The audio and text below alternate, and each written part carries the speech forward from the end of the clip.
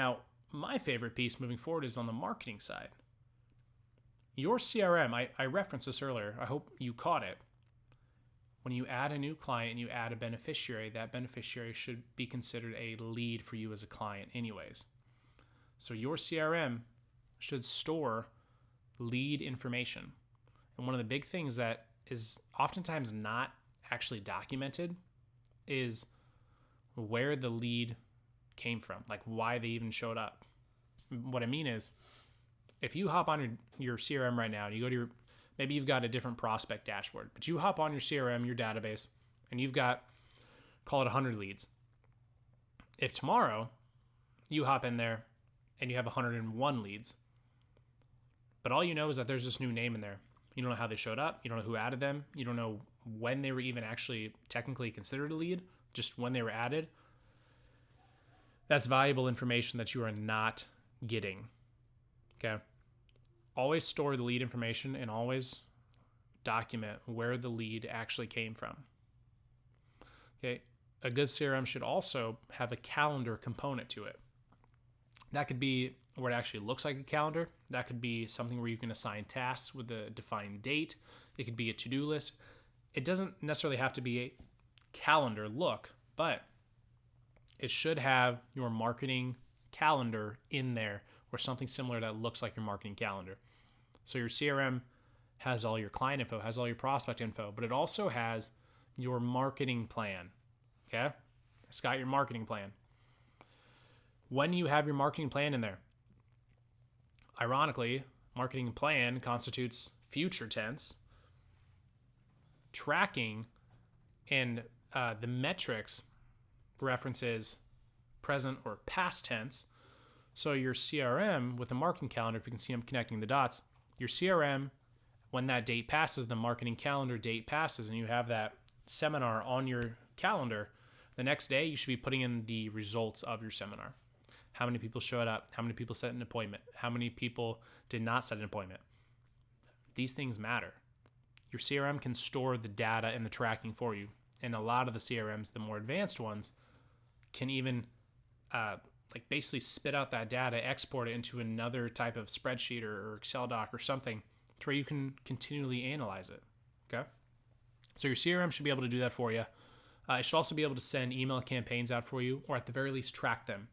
So if you do use a third-party company to send your email campaigns out, maybe they track it for you, but you should also have an option of making sure that whatever happens on that email campaign, or maybe it's a digital marketing campaign even, you can find a way to export that data. Ideally, you don't have to do it manually, but you can then plug that into your CRM to paint a very real picture. The amount of times I have conversations with financial advisors who say, I tried an email campaign and it didn't work for me. I hired this company, or I paid this company to do XYZ for me, and I got like two people to come to meet with me, and they never became clients. It cost me $5,000. That's great. Do you know what else the data had? How many people did it get sent out to? I got 2,000 people in my database. Okay. Do you know how many people opened up the email? No. Red flag, right? How many people opened up the email? Okay. Do you know how many of those emails bounced back as undeliverable? Like it was not a good email address anymore? Nope. Didn't know that either. Okay. Well, what about how many people clicked your link or followed the link or maybe even responded? Nope. That's all on their side. If you can get where I'm going, those kind of conversations kind of make me want to, pull my hair out in a way where it wasn't your email campaign then. It was theirs. At the end of the day, it was theirs. They own the data. They have the tracking. They have the analytics. And now they have your client information. Your prospect information. You should be able to store the data on all of this, okay? Because it's the data you need to make educated decisions. Another thing on the marketing side of the whole CRM conversation, it should also provide you, and this could be weekly, monthly, yearly, daily, maybe if you've got a monster operation, you'll be able to see when you generated the most leads.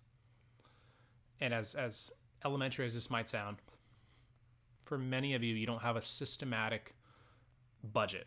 You don't actively say, every month I spend 10 grand. Some of you are operating off this month by month basis, or maybe it's every couple months. I had a good last few quarters. I'm sorry, I had a good last quarter. So this quarter, I'm going to invest more into marketing efforts. Now, even though that client might convert later on, or maybe it's a year later, maybe it's the next day, who knows? But the point is, you should be able to ideally see when the lead came in per the date, and you should be able to sort it by, for example, which month produced the most leads. So, as an example, again, if you can follow here, January, we spend $3,000. February, we spend $3,000. March, we spend $8,000 because we had a strong January and February.